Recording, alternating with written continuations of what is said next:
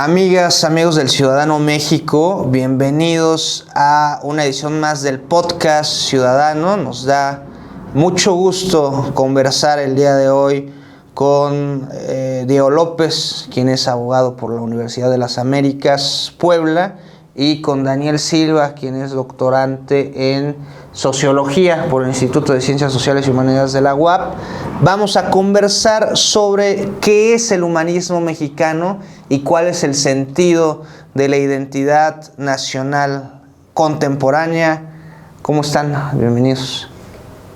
Hola, pues mucho gusto, Jorge, gracias por el espacio, amigos del Ciudadano, pues de nuevo aquí, en esta mesa de análisis, y me parece muy interesante quizá para abordar al tema, ¿qué se entiende por humanismo mexicano en tiempos de la 4T, ¿no? Me parece que es un tema fundamental, en boga actualmente, cuando uno ve el auge de gobiernos de extrema derecha alrededor del mundo.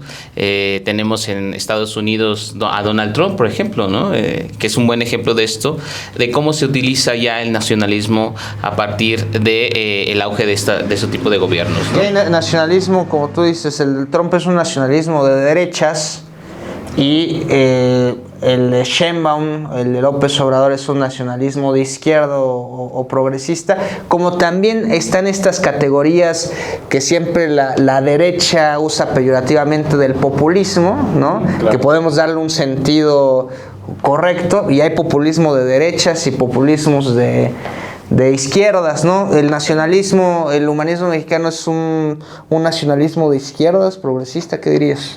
Pues claro, yo diría que en una primera instancia pues sí se podría definir como un humanismo de izquierda y un humanismo progresista. Claro que retoma el humanismo mexicano pues principios propios del humanismo, incluso retomándonos ya hasta pues a lo mejor mediados del siglo XX o un poco más hacia acá las ideas pues de igualdad, del propio humanismo, poshumanismo, incluso que resulta más relevante hoy en día, ¿no? A lo mejor justo la idea de la igualdad, de la dignidad, que subyace debajo de toda esta ideología o de esta narrativa que se viene hablando sobre el humanismo mexicano. Ahora, yo no sé qué tanto podríamos hablar de un humanismo mexicano como concepto y no más como una corriente del hablar, o no una narrativa que se ha utilizado.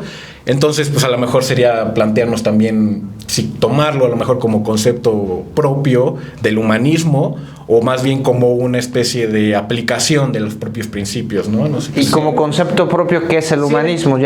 O sea, el humanismo como concepto sin lo mexicano, ¿qué es el humanismo? Sí, me parece interesante el debate que introduce Diego, y me parece que es fundamental aclararlo, ¿no?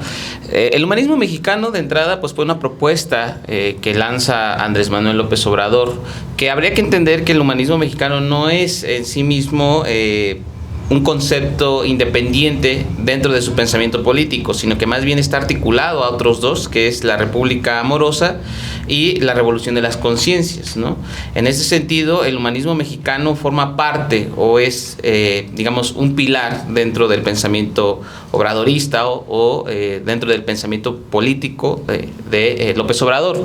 Ahora bien, podemos pensar que efectivamente el humanismo mexicano es una corriente filosófica, una corriente ideológica.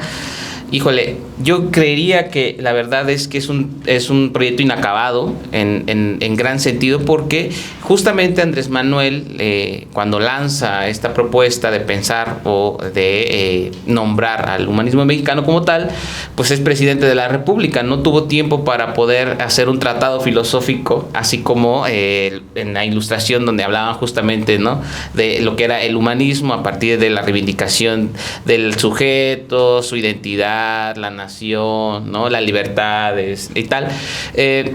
En México no tenemos nada de eso. Más bien lo que encontramos en el segundo piso, así llamado, de la Cuarta Transformación, ya con el gobierno de Sheinbaum, es que el humanismo mexicano se ha entendido más bien como una suerte de orientación política de la implementación de ciertas políticas públicas, claro, ¿no? Que es la beca para jóvenes, primero los pobres, que esencialmente esa es la idea, ¿no? Pero si hay un debate, yo diría, a nivel societal, incluso dentro del propio Morena, no existe nada de eso. Es decir, esto es inédito, esta charla es inédita porque nadie se está pensando, o a lo menos no en ámbitos relevantes de la sociedad, qué quiso decir Andrés Manuel con humanismo mexicano, cómo implementarlo, qué escuelas podría abrir, ¿no? ¿Qué vetas de pensamiento podemos esgrimir? ¿Cómo se articula esto con el neoliberalismo? Son, discusiones que nadie está tomando, ¿no? Ni siquiera en el propio Morena, ni siquiera tampoco en el gobierno, ¿no? Yo abonaría esto que comentas, si el humanismo mexicano es una corriente ideológica, diría que no. Si el obradorismo mismo, el movimiento López Obradorista es un movimiento ideológico, yo diría también que no. Es decir, no hay doctrinas en el desarrollo de esta gran corriente que es el obradorismo. Es un movimiento que nace, yo lo identifico por el hartazgo social que había hacia el PRIAN, hacia el desgobierno de Enrique Peña Nieto particularmente, que llega Andrés Manuel con un impulso importante a partir del hartazgo y también a partir de su significancia de ser un político que recorrió todos los municipios de este país, y ahí se genera una identidad. Es decir, creo que el electorado encuentra identidad en López Obrador, en Morena, en la 4T, en la doctora Claudia Sheinbaum Pardo, a partir de que es un movimiento popular, un movimiento que privilegia a los más pobres, en el que se pueden identificar las mayorías y que ha tenido una política pública, social, económica, efectiva para esas mayorías, que son las becas, que son las pensiones. Es decir, encuentran un rédito el electorado a la emisión de su sufragio en una cuestión material. Pero como antes lo has platicado también, y creo que es importante traerlo a cuenta, lo que pasaba en Brasil con Dilma, con la bolsa de apoyos, ¿cómo se llaman? Sí, Bolsa Familia. Bolsa Familia, tú lo has narrado, cuando se le preguntaba a la gente, ¿por qué das gracias de este apoyo de la Bolsa Familia de Dilma? Y el 90% o un porcentaje muy alto decía, le doy gracias a Dios. Hoy día creo que el electorado de la Cuarta Transformación le agradece a López Obrador, le agradece al cabecita de algodón, le agradece al viejecito el apoyo institucionalizado. Pero la democracia ya es un apoyo institucionalizado, ya es ley. La democracia permitirá afortunadamente instalar ya de manera permanente, inamovible, los apoyos sociales. Pero llegará un punto en 5, en 10 años donde ya la conciencia no sea es gracias al movimiento transformador, es gracias a la Cuarta Transformación, sino es gracias a que es ley, y no habrá ideologizado o interpretado el momento político histórico con la sociedad, colectivizado el valor de esta transformación, porque pues es un debate en el que no se ha metido el partido.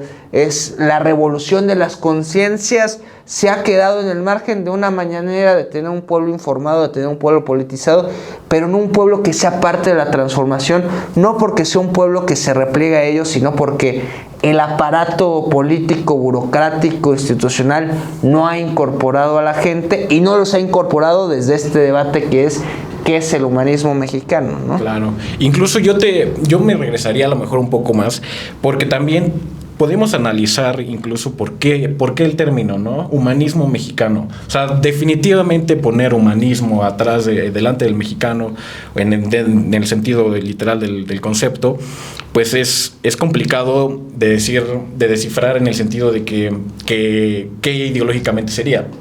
Entiendo, y por lo que yo puedo permitirme de análisis, es que pues justo retoma los principios humanistas de igualdad, de dignidad, pero sí va enfocado, justo como mencionabas, de que va directamente hacia la práctica. Es decir, el humanismo mexicano es algo que se practica más de lo que se estudia, ¿no? Es algo que debería verse más como algo que se ejerce casi, o de lo que se puede incluso disfrutar para algunas personas.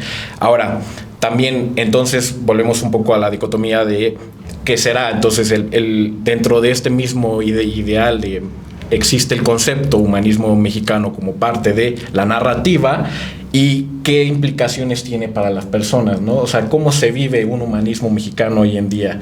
Y no sé qué pueden comentar al respecto. Yo creo que el humanismo mexicano no es una ideología, pero sí es un dogma. Okay. Es una cuestión dogmática. Incluso los antecedentes de López Obrador, cuando empieza a construir la narrativa a partir de la cartilla moral, que son elementos pues de inicios de siglos, y el propio discurso de López Obrador, sobre todo en las plazas públicas y en las mañanas también, era un discurso muy cerca de lo evangélico, muy cerca del cristianismo. La República Amorosa también, en el 2012, había una crítica en contra de López Obrador que Krauss se materializó en lo que llamó el Mesías tropical, porque era un discurso muy cercano a las enseñanzas cristianas, llevado a lo político. Entonces, ¿cómo se lleva a la praxis el humanismo mexicano?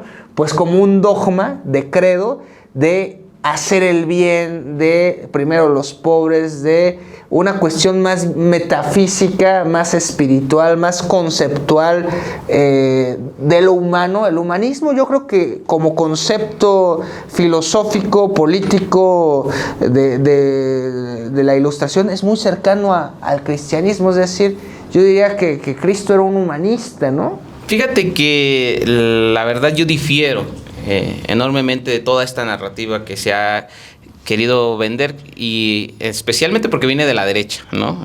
Tú lo has dicho, Krause fue uno de los intelectuales que inauguró este concepto del Mesías tropical, ¿no? Como un concepto peyorativo, ¿no? Tratando de desmeritar toda una suerte de organización popular. Me parece que para poder entender, digamos, en principio lo que queremos pensar o hablar como humanismo mexicano, habría que tener en cuenta principalmente el devenir histórico que hemos venido viviendo, transitando como país independiente desde 1810. Es decir, el problema con el humanismo mexicano está referido a un problema identitario, ¿no? El concepto de lo mexicano, el concepto de la nación y de la mexicanidad, ¿no? Es a partir de la Revolución Mexicana, en 1910, que el aparato estatal empieza a construir toda una narrativa que era necesaria para poder, digamos, construir una hegemonía con la cual pudiéramos abarcar a todos los sectores de la sociedad.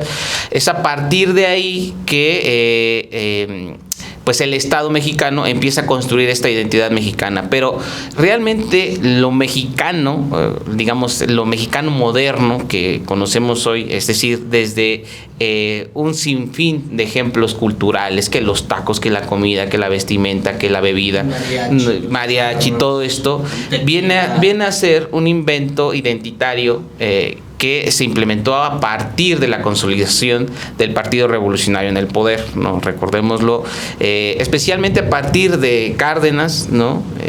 Es cuando esta idea hay una reivindicación de la nación y de lo nacional, ¿no? Y es importante entender esto porque con la llegada del modelo neoliberal hay un rompimiento, digamos, ontológico, si uno quiere decirlo, es decir, un rompimiento con esta identidad de lo nacional. Ahora el discurso era tenemos que llegar a ser primer mundo, ¿no? Tenemos que asemejarnos, parecernos a Europa o querer parecernos a Estados Unidos, ¿no? Eurocentrismo, ¿no? Claro, y hay una implementación eurocéntrica enorme, claro, y esa era la idea, ¿no? Y por ende todos nuestros intelectuales, bien o mal, estaban, digamos, apuntando a un proyecto, digamos, civilizatorio que pudiera sacar del hoyo en el que estábamos metidos, ¿no? ¿Por qué menciono todo esto? Porque el humanismo mexicano no solamente, yo rechazo esta idea de dogma, ¿no? De que es una caricatura mesiánica, engañabobos, ¿no?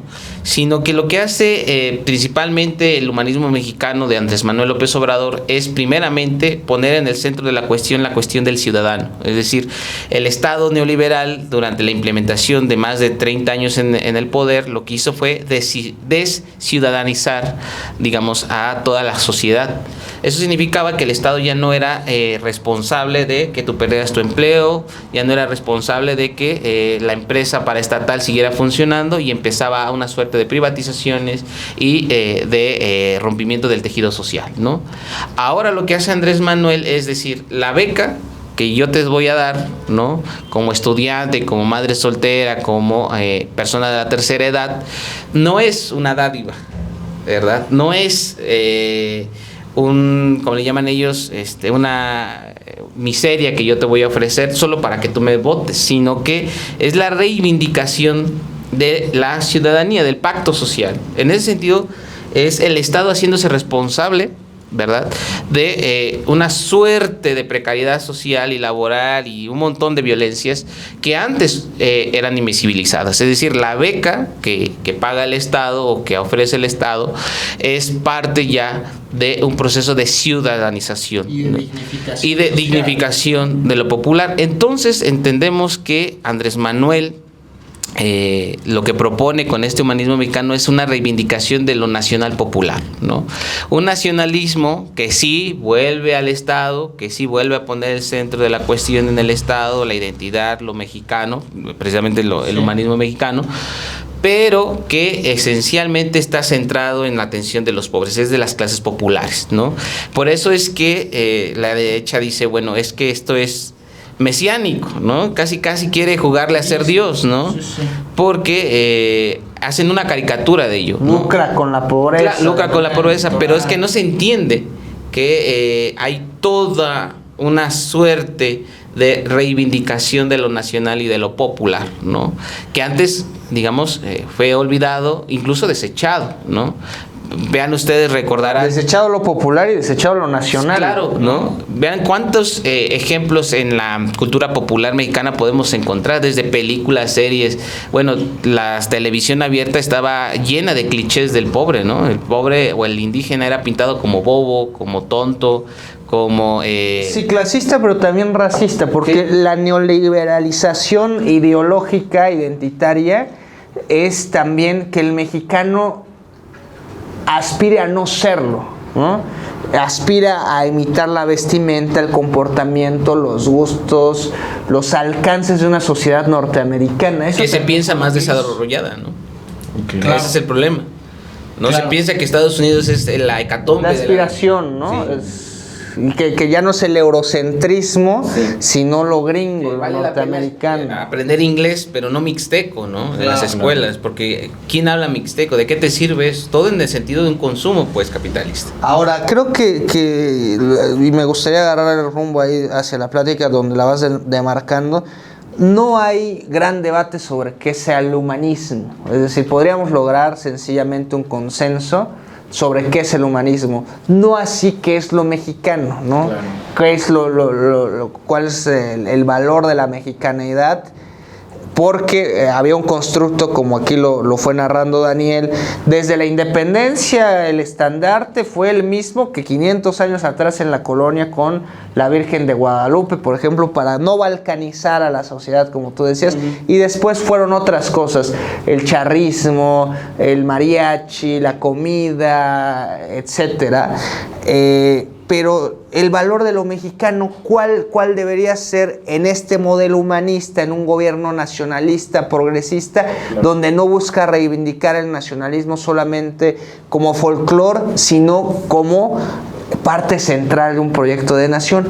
¿Qué tendría que significar o cuál es lo valioso de ser mexicano en este proceso histórico que vivimos? Claro, yo ahí creo que es muy fácil identificar una ruptura, especialmente considerando lo que vendría siendo una nacionalidad y en este caso, por ejemplo, llamar algo mexicano y el mexicanismo, ¿no? O la mexicanidad. En este caso, pues creo que, por ejemplo, y a reserva de que piensen lo contrario, pues la mexicanidad sí atiende un poco más justo a esta idea, pues a lo mejor deconstruida, pero también justo como apuntaba un poco antes, de la decolonialidad y un poco atendiendo hacia adentro, ¿no? Más allá de un constructo jurídico político de qué es mexicano, porque la ley dice que es mexicano una persona, o qué es mexicano un elemento de la identidad de una persona. Y, por ejemplo, retomando esto, dentro de la propia Constitución se menciona, ¿no? Una nación única e indivisible, pero al mismo tiempo se reconocen la pluriculturalidad de la nación. Entonces, en este caso, pues creo que sí hay una ruptura, especialmente sobre qué podríamos decir objetivamente esto es mexicano y qué es la mexicanidad. Y creo que en eso también se ha abusado un poco sobre la ambigüedad de la mexicanidad. O sea, no podemos identificar exactamente qué es la mexicanidad más allá de lo que se vive como mexicano. En ese sentido, yo diría que justo existe la parte objetiva, jurídica, llamémosle, también directamente de un colectivo o una idea colectiva sobre qué podría ser mexicano, pero también hay mucha discusión o distorsiones sobre qué podría ser la mexicanidad. Incluso desde el propio Instituto de Mexicanidad aquí en la Nación, pues podemos encontrar distintas acercamientos o distintas acepciones hacia qué elementos son considerados dentro de esta mexicanidad, ¿no? Me parece fundamental, justo como mencionas, reconocer este rompimiento también a partir de la globalización, justo también incluso lo podría retomar también directamente desde Porfirio Díaz, ¿no? Cuando pretende vender el país de forma más ideológica hacia el extranjero, hacia Francia, presentar el país de forma tal que podríamos decir esto es lo que es México. Y una cosa es lo que se presenta en México fuera y una cosa es cómo se vive en México adentro, ¿no? Entonces yo diría que la mexicanidad justo atiende más bien también a un tema práctico, ¿no? El cómo se viven las cosas mexicanas dentro del propio país, ¿no? Pero justo la ambigüedad es lo que podría causar un problema. ¿Qué podemos determinar como mexicano? Y aquí entendemos también como la definición a partir de lo otro, ¿no? De lo que no es. ¿Qué no es su mexicanidad? Eso a lo mejor sería la acepción hacia qué podríamos entender o cómo podemos agarrar el concepto y poder empezar a limitarlo, porque en la ambigüedad pues perdemos todo valor de lo que podría ser la mexicanidad, ¿no? Si todo cabe dentro de la mexicanidad, ¿qué es la mexicanidad, no? Sí, me parece que hay dos puntos, digamos, dos temas interesantes. Una es la construcción o el debate, la puesta en debate, que también es parte de un proceso global, ¿no? Porque el nacionalismo y la identidad nacional están en cuestión a nivel mundial, ¿no? Por ejemplo, en Europa se está cuestionando qué es ser europeo, incluso qué es ser ruso, ¿no? Rusia dice, este cacho de Ucrania es mío, ¿no? Esto es Rusia, ¿vale? Claro. ¿No? En Latinoamérica igual, existe toda una cuestión sobre la identidad nacional, es una tendencia mundial de poner en cuestión el nacionalismo, ¿no? Me parece que Diego ha dicho algo muy importante, que es entender primero que lo mexicano, la identidad nacional, pues es un proceso artificial, ¿no? Creado a partir o emanado a partir del aparato estatal, efectivamente, porque era necesario tener el control sobre todo el territorio nacional. Recordemos que perdimos más de la mitad del territorio y también perdimos Texas, precisamente porque no había una subjetividad, digamos, como decimos los sociólogos, es decir, no había una identidad fuerte, ¿no? Que yo me sintiera parte de ese conglomerado, ¿no? Claro. Y por ende yo firmo mi tratado y me voy. Es decir, la historia de México ha sido, a lo menos todo el siglo XIX, en lo que se refiere al nacionalismo, un completo debate que ha costado sangre y fuego, ¿no? La invasión francesa aquí en Puebla lo tenemos sumamente claro, ¿no? Que es justamente esa debilidad del Estado, y eso se va a repetir durante todo el siglo XIX. Por eso, llegados al XX, lo que hace el Estado se acabó, ¿no? Y crea un partido hegemónico que no se va a mover de ahí, a lo menos en 70 años, ¿no? Prácticamente todo el siglo XX va a estar caracterizado por un partido hegemónico que no permite ningún cuestionamiento de lo nacional, precisamente porque aprendió que en el siglo XIX perdimos prácticamente la mitad del país, ¿no? Y esto también es importante tenerlo en cuenta porque hay sectores de la sociedad que están metidos en lo que llamamos México, que dicen yo no soy mexicano, ¿no? Yo antes de ser mexicano soy negro, por ejemplo. Que eso no existía, eso empezó ahorita que llegó Andrés Manuel al poder, ¿no? Los afromexicanos que fueron reconocidos apenas hace un sexenio, vaya. Entonces, un afromexicano o un afrodescendiente, simple y llanamente para el Estado no existía, ¿no?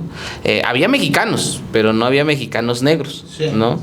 Y mexicanos indígenas, ¿no? Claro, ¿no? Es decir, todo el constructo. La mexicanidad un poco hacía que se ocultara la identidad porque era necesario, ¿no? Era necesario porque convendría que el indígena se pensara primero como mexicano antes que mixteco, zapoteco, triqui, maya, chontal, etcétera, ¿no? Okay. Porque era necesario para el aparato hegemónico, para tener ese control nacional. Sin embargo, por eso es lo riesgoso de que algunas veces el nacionalismo acaba migrándose o convirtiéndose en una suerte de xenofobia o de una violencia sistemática. ¿Cuál es la diferencia de un nacionalismo de izquierdas a un nacionalismo de derechas? El problema con el concepto nacionalismo es que, a diferencia de otros ismos como socialismo, comunismo, capitalismo, marxismo, el nacionalismo no tiene un padre o una madre teórica. Es decir, el concepto nace a partir de la consolidación de estados-naciones, digamos, principalmente en Europa, ¿no? Pero no hay un Auguste Comte, no hay un Carlos Marx que diga esto es el nacionalismo en concreto, y por ende puede haber un nacionalismo de izquierda, puede haber un nacionalismo de derecha, ¿no? Más bien lo que pasa en la realidad es que cada estado decide cómo conduce esa identidad nacional de acuerdo a sus intereses hegemónicos. Ahora, otro caso que tú mencionabas, otro ejemplo importante, es que ¿qué va a pasar? ¿Cuál es el riesgo precisamente que corre Morena o que corre la 4T o este segundo piso de la transformación si no llevamos a cabo esta serie de cuestionamientos, ¿no? Si no nos preguntamos qué se entiende hoy por hoy o en tiempos de la 4T lo que es el nacionalismo, lo que es ser mexicano, cabe lo mexicano y cabe lo indígena, cabe lo mexicano y cabe lo afro, ¿no? Y demás identidades, porque podemos irnos a las disidencias sexuales, ¿no? Si hay lesbianas, gays, etcétera, que dicen yo también soy mexicano, entonces yo también tengo derechos, por ejemplo, a casarme, que ese es un debate que le ha rehuido Morena, ¿no? Muchas veces. Es decir, hay un peligro y un riesgo fuerte, latente, de que acabe por socavar la legitimidad enorme que en la que goza hoy por hoy la 4T, Morena, etcétera, por no llevar a cabo estas discusiones como lo mencionabas, ¿no? Porque no hay un proceso de politización de la gente y porque no hay una suerte de crítica y autocrítica, ¿verdad? Al interior de Morena. Ahora, digamos, los lugares comunes o las definiciones intuitivas de lo que representa ser mexicano o el valor de la mexicanidad se resumen casi generalmente a lo cultural y a lo cultural como aspecto de consumo, es decir, la gastronomía, incluso quienes tienen elementos tangibles pero subjetivos como los paisajes, como la diversidad territorial mexicana, pero ya entrando más a la necesidad de nombrar la subjetividad, a la necesidad de ir fomentando un nacionalismo revolucionario, pero no como el del Priato, sino de la revolución de las conciencias.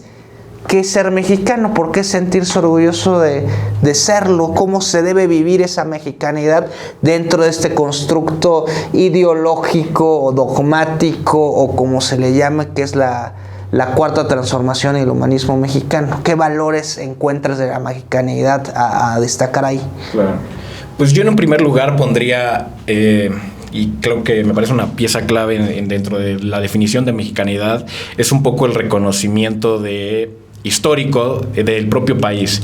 Y no nada me refiero a aprender la historia que se nos ha contado, la narrativa normal, a través de héroes y de diversas narrativas que de nuevo también, y como menciona el compañero, también es un poco también sobre como instrumento político, ideológico, incluso más allá de, hasta simplemente por fines educativos, más allá de una simple, o de un reconocimiento histórico de lo que ha pasado y se ha sufrido en el país.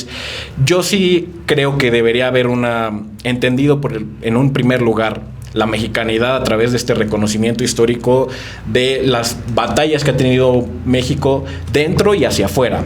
Es decir, México se construye a partir del conflicto que tiene en un primera instancia, pues obviamente desde temas prehispánicos y a la llegada de los españoles, y luego todavía a través de todas las diversas catástrofes bélicas que hubo en el siglo XIX, y de nuevo trae la construcción de un aparato ideológico y del Estado mexicano y la modernización después.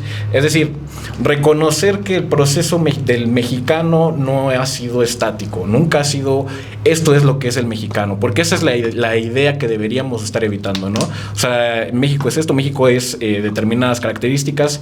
Yo creo que es más bien un reconocimiento de dentro de este proceso histórico que ha habido, cómo podemos encajarnos, especialmente en tu vivencia, si vives aquí en México y te consideras mexicano, cómo encajas tu vida dentro de este proceso, es decir, el reconocimiento de condiciones incluso hasta materiales que te están determinando hoy por hoy a través de este proceso histórico y en las cuales se refleja pues justo cómo ejerces tu identidad y qué relación tienes con tu país, más allá del gobierno, porque me parece también que existe si existe un peligro si suscribimos la idea del mexicano o del México a un gobierno, porque entonces estamos pues justo delimitando o dependiendo directamente de un organismo político para poder identificarnos respecto a algo que trasciende más allá.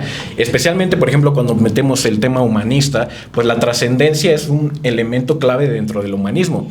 Al final de cuentas es poder reconocer que sí, existen cosas que nos determinan, que nos unen y que nos diferencian, pero el hecho de ser humanos, al final del día retoma un poco la idea de que todos somos iguales.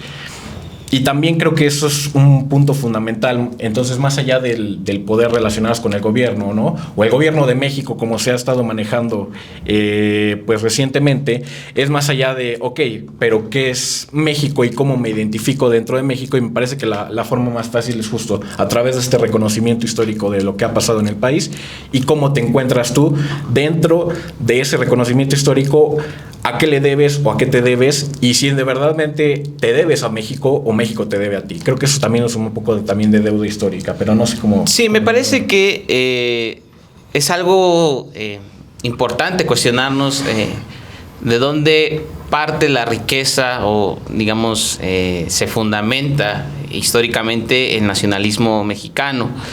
Me parece que una de las grandes características, a diferencia de cómo se entiende el nacionalismo en otras partes del mundo, como en Europa, que ahí el nacionalismo está referido a los grandes imperios, ¿no?, del pasado. Italia sueña con volverse a Roma, ¿no? Inglaterra sueña con volver a ser el imperio donde nunca se pone el sol, etcétera. Aquí el nacionalismo, a lo menos en Latinoamérica, se entendió principalmente como un esfuerzo contraimperialista, ¿no? Es decir, como un esfuerzo independentista, claro, de emanciparnos de esas viejas colonias, de ese viejo mundo. Y ese fue, digamos, el primer gran paso, el primer gran salto. Tenemos principalmente al México independiente, ¿no? Tenemos la Gran Colombia, por ejemplo, ¿no?, que también es un gran referente histórico de ese, digamos, nacionalismo naciente, libertador que exige principalmente la independencia de separarnos, ¿no? Haití va a ser el primer país que nos va a dar esa lección a todo el mundo, ¿no? Y me parece que ese es, digamos, gran parte de la riqueza que se puede hallar en este lado del mundo a partir del concepto de lo nacional. Sin embargo, en México, con la llegada de Andrés Manuel, esto toma una reivindicación importante porque, como hemos mencionado, dentro del periodo neoliberal, el nacionalismo dejó de ser el motor pujante del Estado y se limitó a ser, digamos, a tomar inspiración, por así decirlo, de manera amable, del mundo civilizado, ¿no? Era la incorporación del libre mercado al país y con ello la incorporación también de la cultura, ¿no? Valía la pena entender esto porque en aquel momento lo cool, lo bien visto, lo que era aceptado era ser el hombre cosmopolita, ¿no? Es decir, aquel hombre que sabe cómo comer con cuchillo y tenedor porque ya sabe que es comer comida de China, comer comida de Norteamérica, ya usa jeans, ¿no? Ya no usa ropa de manta, etcétera, etcétera, todo en el sentido de consumo, ¿no? y lo nacional pues es relegado. Ahora bien, con la llegada de Andrés Manuel y con este rollo que trae del humanismo mexicano, pues hay una reivindicación de lo nacional. Primero, vuelve a poner en el centro del debate el ímpetu independentista, por eso le exige disculpas a España, recordemos, ¿no? Y pide perdón a las comunidades indígenas, especialmente la comunidad yaqui, que fueron asediados durante el siglo XIX por el Estado mexicano. Y no solamente eso, sino que incorpora a este nacionalismo, digamos, esta reivindicación del nacionalismo independentista, la incorporación o la inspiración del legado indígena, del pasado o del pensamiento indígena, ¿no? Como lo son la cultura del bien común, ¿no? Como lo son el apoyo mutuo, la cultura del tequio o del trabajo en común, etcétera. Por eso es que cuando uno lee su libro, este famosísimo Gracias, titulado Gracias, la parte en el que él menciona el humanismo mexicano, dice, está compuesto por dos cosas, ¿no? Por el liberalismo, por el pensamiento de la Ilustración, que generó esta idea filosófica del humanismo, ¿no? Las libertades clásicas, libertad, igualdad, fraternidad, y por otra parte está sustentado en el pensamiento indígena, ¿no? El trabajo en común, el bienestar social, etcétera. Sí, la cosmovisión. Sí, que esa cosmovisión. Hay dos riesgos. ¿No? Claro, podríamos decir que hay dos riesgos, ¿no? Uno, que esa visión o ese entender del pensamiento indígena emana del Estado y no de las propias comunidades indígenas, ¿no? Es decir, no llegaron los indígenas a decirle a Andrés Manuel, mira, este es nuestro pensamiento y por tanto si quieres agarrarlo o inspirarte en él, órale, ahí está, ¿no? Sino más bien es la lectura que hace Andrés Manuel de las comunidades, ¿no? Eso podría ser un riesgo, porque habrá comunidades que digan, nosotros, a lo menos, no sé, por dar un ejemplo, o el zapatismo, ¿no? Dicen, yo no me incorporo digamos al aparato estatal. También existe otro riesgo, ¿no? Que es lo que tú mencionabas. ¿Qué va a pasar el día de mañana si el humanismo mexicano deja o pierde este ímpetu independentista? Más ahora que tenemos una derecha que está rogándole todos los días a Donald Trump que intervenga militarmente para que con ello pueda sacar del poder al partido hegemónico que es Morena actualmente, ¿no? ¿Qué va a pasar cuando ese concepto que aún todavía tiene cierta presencia se desgaste, se borre, ¿no? Y se acabe convirtiendo en una suerte de eslogan de políticas públicas, ¿no? Y me parece que ese es uno de los riesgos más tendenciosos, más, digamos, más plausibles que pueden pasar en Morena actualmente, ¿no? No solamente respecto a una derecha antinacionalista, una derecha patria que pide el intervencionismo. Que siempre lo fueron. Sino la disputa interna dentro de Morena. Es decir, como tú también lo has catalogado, la derecha que hay dentro de Morena. Entonces, si no se profundiza en estas discusiones, en esas reflexiones desde el partido del poder, cae el riesgo de contaminarse, ni siquiera con factores externos, sino que eventualmente se diluya esta cuestión emotiva, ideológica, de preceptos, de principios, dentro del mismo ejercicio del poder pragmático, ¿no? Y volver a un nacionalismo como en el Priato, ¿no? Un nacionalismo que sirve para poder tener control bajo la sociedad a partir de unos intereses hegemónicos, son de una élite, pues, ¿no? Ahora sería en este caso solamente que en lugar del PRI se llamaría Morena, ¿no? Que ese es el riesgo, pues, ¿no?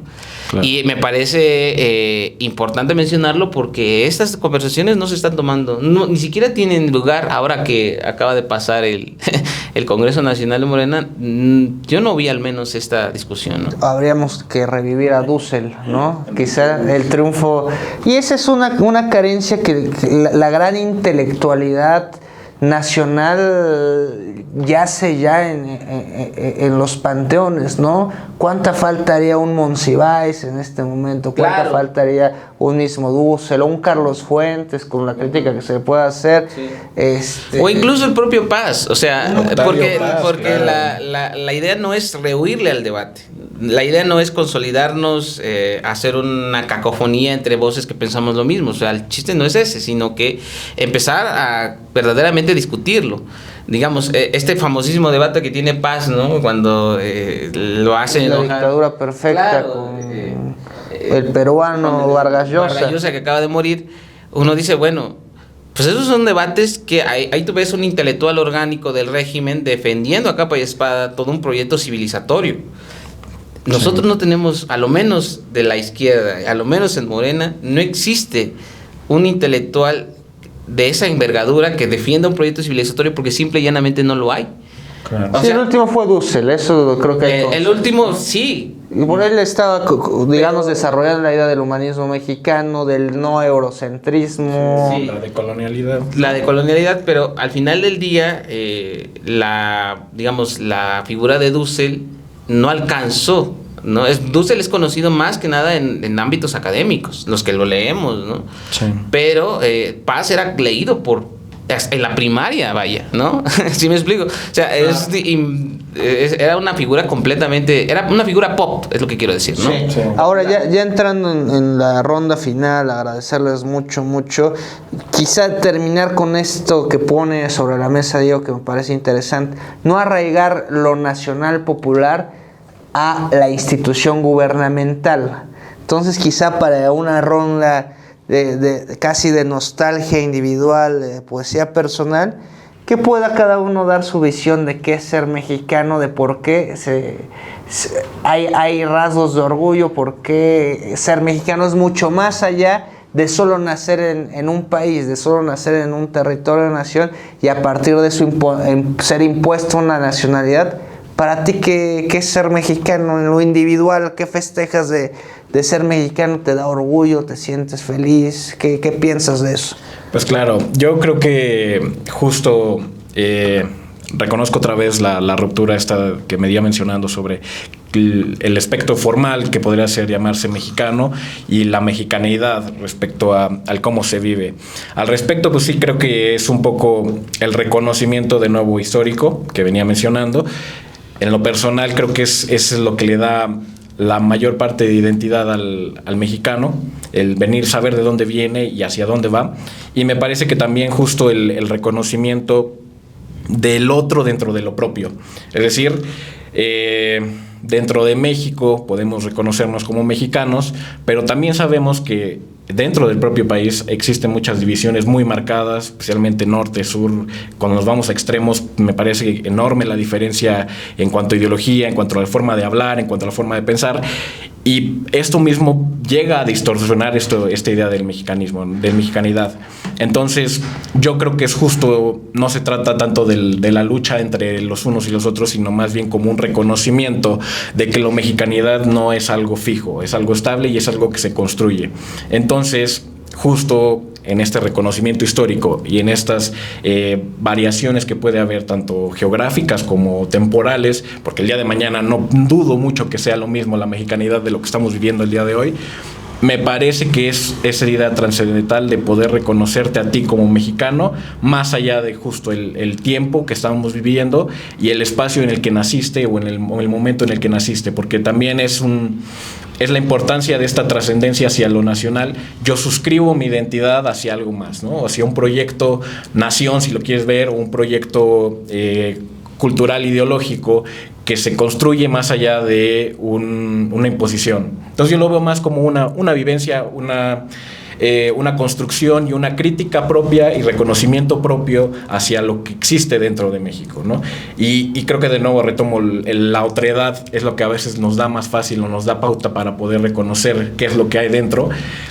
Me parece que incluso dentro del propio debate que hemos tenido le falta a lo mejor la sustancia de atrás, incluso se dan problemas pues directamente dentro del país con, por ejemplo, el tema de los migrantes. O sea, que si tomamos mucho el nacionalismo, pues a dónde nos lleva el tema migratorio, suscribimos la política migratoria, intereses económicos a lo mejor. Entonces, pues creo que justo, entonces es necesario crear esta identidad, es necesario vivir esta identidad sobre todo y poder reflexionar sobre qué es lo que realmente nos vuelve mexicanos, más allá de tu título, de tu acta de nacimiento que te dice eres mexicano, ¿no? Bueno, me parece que al final del día el nacionalismo, si bien entendemos que es un proyecto artificioso que fue en gran parte el proyecto civilizatorio de una élite que estaba en el poder, o al menos así se consolidó prácticamente en todo el mundo, ¿no? Si bien es cierto que el nacionalismo es artificioso, me parece que es importante lo que señala Andrés Manuel de dotarlo de un contenido popular. Al menos en tiempos de la 4T eso es fundamental. Principalmente porque, como él decía, ¿no? Cuando le cuestionaban por qué había sacado al ejército o por qué no había llevado al ejército de nuevo a los cuarteles, y parte de la respuesta era porque el ejército es pueblo, ¿no? O sea, los soldados son hijos de campesinos, de obreros, no tenemos un ejército de la élite, ¿no? Como sucede en otras partes, ¿no? En otras partes del mundo donde príncipes, por ejemplo, son los que le toman revista a sus tropas, ¿no? Aquí no, aquí es un pueblo popular que nació principalmente, como mencionamos, de la independencia y después se consolidó en la revolución, ¿no? En ese sentido es un ejército revolucionario.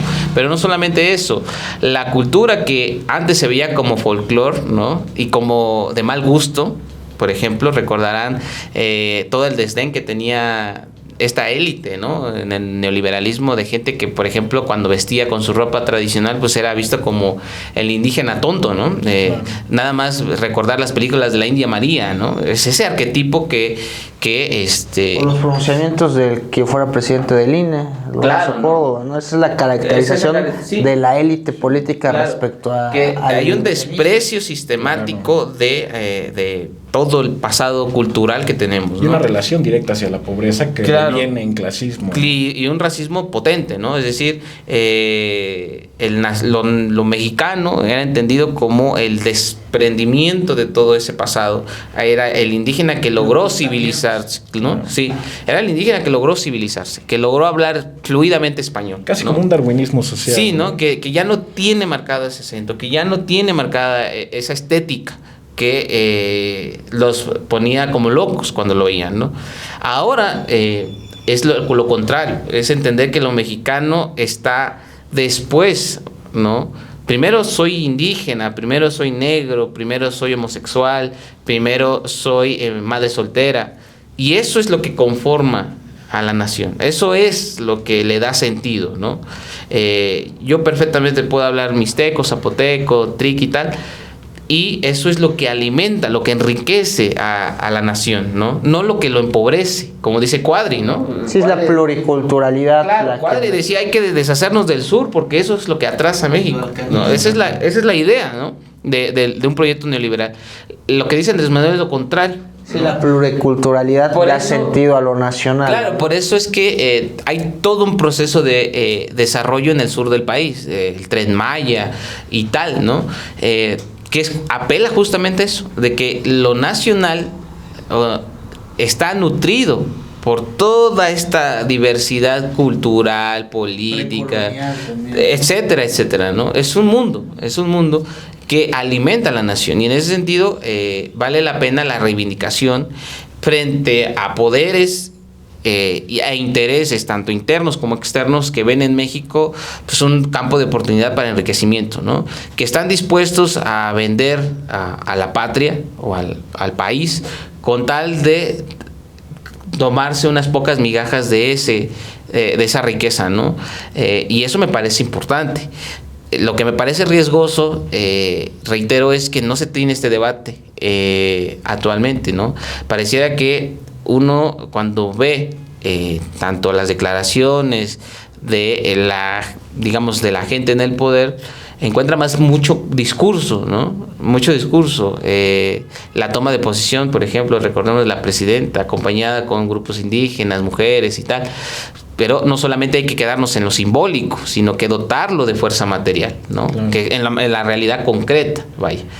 Porque si no hay ese cambio en la realidad concreta, si no hay un proceso de politización, entonces caemos simple y llanamente en el discurso vacío, ¿no? Y es otra vez repetir la caricatura que fue el PRI, ¿no? Entonces me parece que eso es parte fundamental del proyecto que conforma o que se entiende por Cuarta Transformación, ¿no? Yo, para concluir, creo que el sentido de lo nacional es el mismo y su utilidad y su función que le hace 500 años, y debe ser esa protección, ¿no? Que ahí trayendo un poco a Galeano, parafraseándolo, cuando dice: ellos trajeron la Biblia, cerramos los ojos, nos dieron la Biblia, los abrimos y se habían llevado el oro, la plata, etcétera. Hoy día, 500 años después, tenemos las grandes mineras canadienses, las grandes transnacionales llevándose el litio, llevándose la plata, llevándose los recursos, llevándose el agua. Donald Trump ahora está en esa posición. ¿Cuál es el sentido de lo nacional? La defensa del territorio, la defensa de los recursos para redistribuirlos. Ese es el humanismo, cuidar que no se alarrea, que no se bayeres, etcétera, para que tengamos casi más certezas de una sociedad menos desigual. Hoy las guerras, la identidad, la ideología nacional no es lo mismo que hace 100 años. No sabemos si hay vigencia en este himno nacional, no sabemos cuántos de los 130 millones de mexicanos darían su vida si un extraño enemigo osara agravar a la patria. Entonces, ¿qué es lo nacional hoy?